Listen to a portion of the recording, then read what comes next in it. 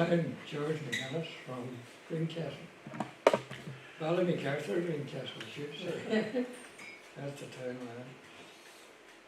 Very good. And William? I'm Mullin, Mullin. I'm living in the Mullin now, but I originally come from near Kinnigo Bay. It's my home place. Very good. So, And back. The world could continue on if we were that, I suppose, sympathetic to the world around us and the community that we lived in. And nowadays that seems to have disappeared a lot, you know. I have a grandson who's next birthday 17, Uh-huh. and down in the hedge behind our house, one day last week was his first time to see a bird's nest. Oh, there you go. There you go. Yeah. Yeah. Well, that's right. Your man talked a lot about wells too. You see, that's the thing now. Where would you get a well now? A clean It's all well. running water. A clean well. Even out in our glen, as we call it, there are being going to every house, you know. But on our farm, maybe we were lucky, there was a well in the yard. But they called it, but no, we didn't use it now. They called it the dirty well. It's just for, could have been called a rough well or an animal's well, but it was for taking the water out to give to the cows and the horses and whatever. And you wouldn't believe it, you know. There was a door on it about that height, and the well itself was maybe 6 or 8 foot deep. You wouldn't need a fill into it. God, no. No. And he was saying about turning the spring off when I'm cleaning the well, but you couldn't turn the spring off in this well because it runs into the ground below the well. Right. But there was a big flag just across the whole. There was about 3 foot, maybe 3.6, the door wide, and there was a big flag just right across at the front of the well, you know. And there was it must have been, I don't know how long we were about, with Mullins, it must be a long while. There was a half moon wore out of the slab, the stone, pure stone, with putting on the bucket, you had it on the bucket, and pull it up. Over the front of it. Up against the flag, you know. And it wore away. It wore away. Wow. I don't know how many years. How many thousands of buckets was dragged over that flag, I know. And then we had what they called the clean well. And in my young days, there were 5 houses carried water out of that well. And there was a door in it too, but it was a 6 foot door, you know. But it rose out of the bottom too. But I don't think we ever did it, but people used to put a trout into the well to catch the flies. But also a trout was a great thing, that if a trout could live in the well, it was very clean, it was a good sign. Yes. But the way things have changed nowadays, that well in the yard is covered over. The clean well is gone. It's still there, but not nobody, used. we don't even, my son lives out there now, they wouldn't know where the well is. No. And those houses and people's are all gone. So things has changed.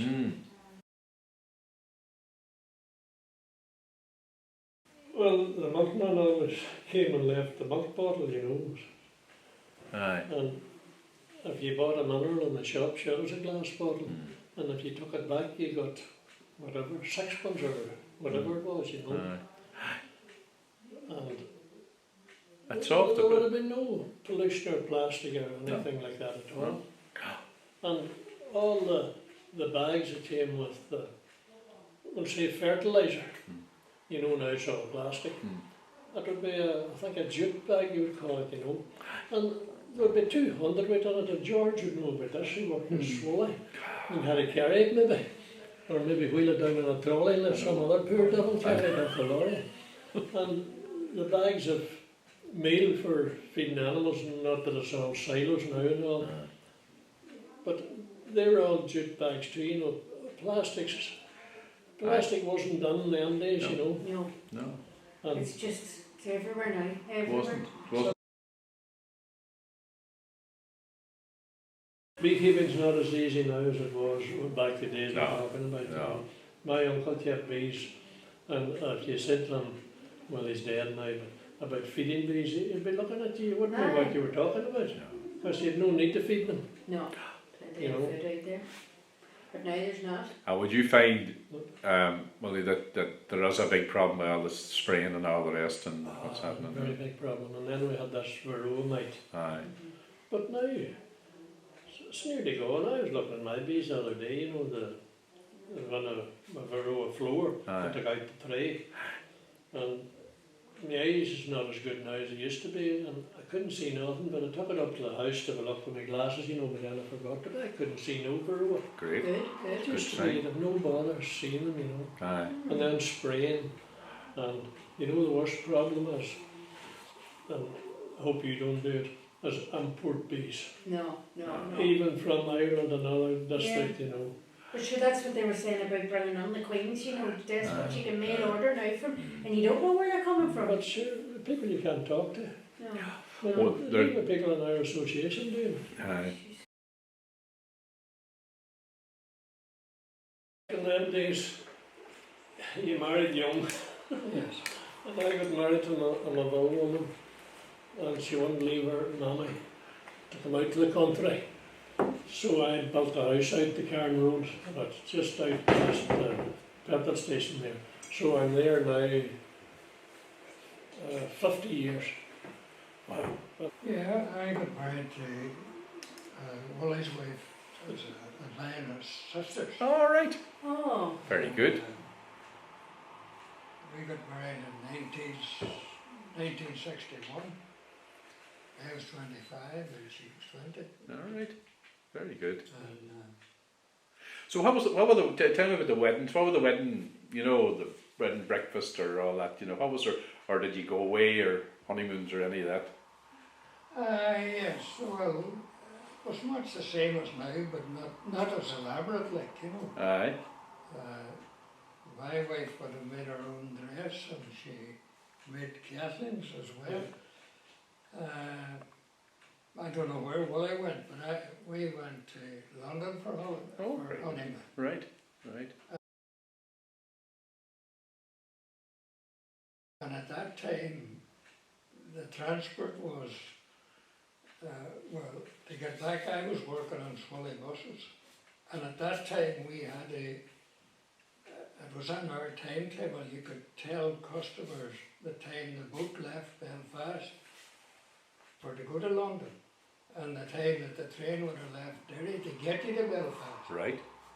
And the day we got married, we missed the train. Be telling everybody else. So we got a later train, but eventually we were time to get the boat anyway and get to London. Managed good, you had an 80s head of London that you could buy in. The underground was great for getting. Of course, that was up and running at that stage. So you would have got the Swilly bus to Derry. Yeah. And the train to the ferry. To the ferry boat. And then across and the ferry to where at that time? Liverpool. And then a train from Liverpool to London. Euston Station. Great. So it was all public transport. And all of that Aye. we took from getting a train in Derry at 5 o'clock. 12 o'clock the next day when you got to Euston Station. Right. Right. So it was an Now you over. can go. I know you'd be over an hour. But wedding reception would have been much the same, but you would have more or less had just family. Wouldn't have been 200 or 300. No. Lucky if there were 20 or 25, Aye. that sort of thing. Aye. And usually went to a hotel for that. Aye. Well, What about you? our reception was in the Foy Hotel at the time. And we went to Dublin on our honeymoon. And you never would have been away much anywhere before that, you know, so it was great to get to Dublin. Got up on Nelson's Pillar and all them kind of things, you know. Right. Right. And well, I had my own car, so I didn't have to depend on the bus.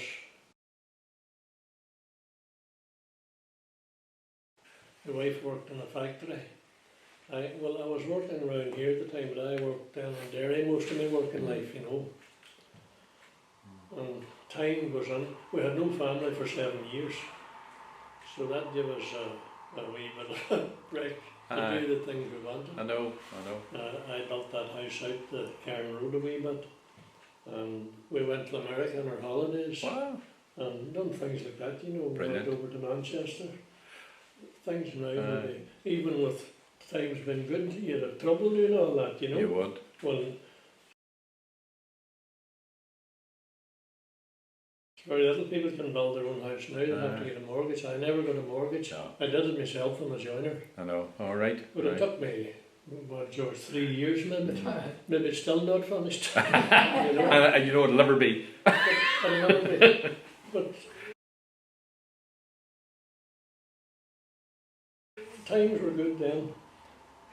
Aye. I always look back on my best time was the 60s. Because I got married in the 60s. I loved the music in the 60s. And things started to move then, in the 60s, you know. So it was very good. Just go back about, you went to America in the 60s. At the end of 70, about 70. Well, tell us about that, because like, you know, that must have been a big one too. Well, why we were out there was Kathleen, in the same relation to George, she had to Bridget, her aunt and our son and the wife. Who else came the first time? No, not to each other now then. No, they didn't come the first time, it was the older people. But I know they asked us, I suppose they asked everybody to go out, but we were the ones with no children, and two of us were working. And so we decided to go, and we went out the next year. That's when I was building the house too. Good The roof on it and the windows on it, and closed it up, and away we went. And the flight, do you remember the flight, like how long it took, or what it was like now compared to these days? We joined an association in Derry called the American Families Association. Right. And it was at a month, at a meeting every month, you know, they done different things. The idea of that was, it was a club and you could get cheaper. Do you know, I believe that the fare then return was £66 each, you know. What would a man have been earning a week? Well, £66. my wages then would be around, at that stage, and that's going on a wee bit from my young days, would be about £10. It was a big DC-9 was the plane. And she was full. They weren't with there being a chartered thing, you know, there weren't an empty seat on her. Right. And my God, about 2 or 3 months after, one of them crashed. And the reason for the crash was the luggage door or something fell off, blew off. God, thought we were lucky, you know. And it must have taken, that's a long flight on a DC-9 back then. It was 5 hours, 5 All and a right, half hours. That's not too bad now. That's what it was. Well, she was a grand plane, you know. Aye. And got your dinner and all on it, you know, that was great. Aye. So when we landed in, suppose it would be John F. Kennedy's airport then, through.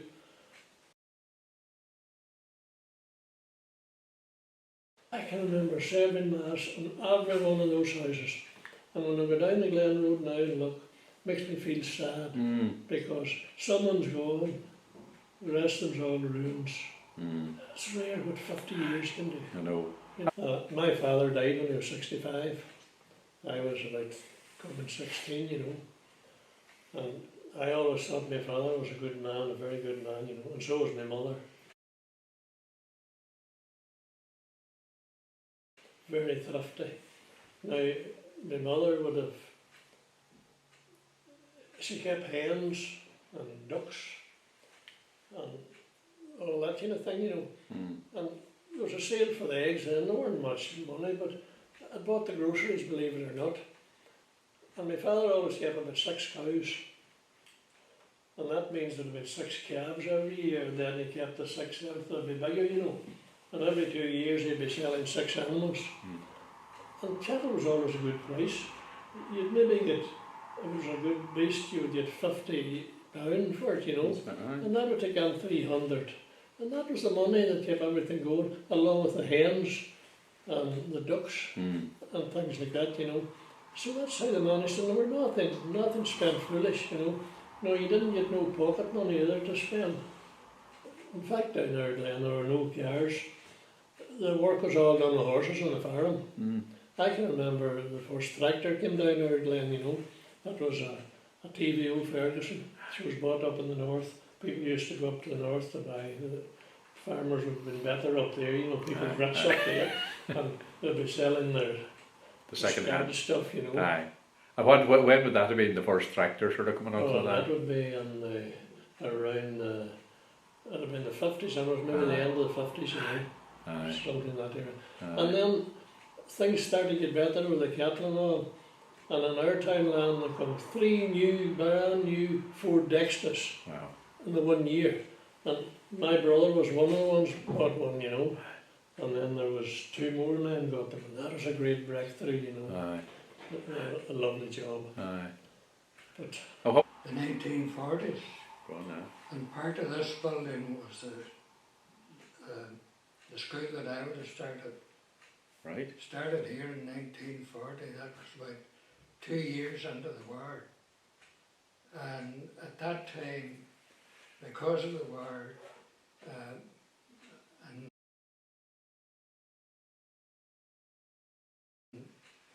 the school had just old open fire, turf burning, the old hearth, Aye. and then it proceeded to be a grate. But because we didn't have a fire, every member of the family and all other houses was the same. If you weren't a farm or owned a horse, you had to bring 2 turf with you every morning for 2 weeks. The farmer that had a horse, they could leave a charge load, you know. yeah. But everybody had to bring turf. That 2 was turf. 2 turf Carry them every all week. year round. And with the rationing then, that was another problem. But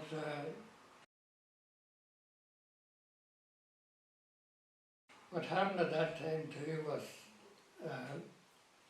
there was a thing went on because all the Navy ships was coming into the foil. Of course. Americans and Portuguese and all those ships. But the Americans were great. They had, we had a setup called bumboating for some reason. And that was men rowing out on small boats out to the Navy ships, and they brought out meat and vegetables and chickens and stuff like that. And they exchanged it, no money now, they exchanged it for cigarettes and ladies' nails. The sailors had all that stuff on board. That was And the they were- bartering, yeah. They were that glad to get fresh food and stuff and meat. Aye. And probably would be, after 200 men on a destroyer, maybe 100 of them wasn't smoking, so then all cigarettes. Pall Mall they called them. That's right, the Pall Mall. Aye. To get back to the housing situation, a lot of them was thatched houses. Ours was a thatched house and an open fire. I remember my father would be, he was a driver of the Swally freight lorries, and he'd be up at 7 o'clock in the morning, and there would be years that our turf wasn't in great shape, and you were trying to get a fire going to boil the kettle for your breakfast. So I always maintained the greatest thing that came out at that time was the bottle of gas.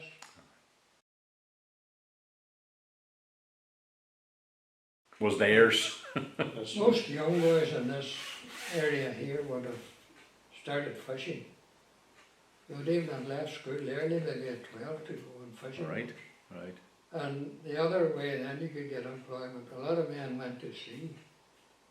Young fellas at 12, 14, well no, it would be in the 14 or 15. The pilots boarded ships down at Slough, and they'd get a pilot to go up the river. And if they needed a galley boy, you asked the pilot to get. See if there was a... And if there were one Place on going, the ship. that's how a lot of them went away to sea. And they'd be away for You started months at or the years or bottom, whatever. and you worked your way up, and them boys all worked up, and most of them would have reached up to captain. But nowadays, it's all different.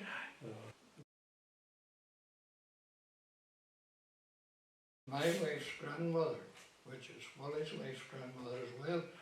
She was from Dunfanaghy, and to get here, she got the old Swilly train from Dunfanaghy to Derry. And by the time it got into Derry, McCutcheon's bus was gone for through. So she had to stay in Waterloo Street overnight to get the bus the next evening. So an overnight from Dunfanaghy to 3-4 here. days to get from Dunfanaghy to here. I pity the young people. I know there's more money, but there's a lot more pressure on them. You know, there was really no pressure. We only thought we had pressure, you know, on us. Then it was great. Like George was talking about school there. Our school, we walked 1.5 miles every day. There were no school buses then. There was no mobile phone, no nothing like that. And we walked 1.5 miles every day to school, maybe even more down to Carabina. We went to Carabina school. Aye. And we went down to our neighbours, Kerry's, and we crossed the field with a river to cross. And on that day there'd be a flood in it, and you get your feet wet. But still you went on and went to school. Of course you did.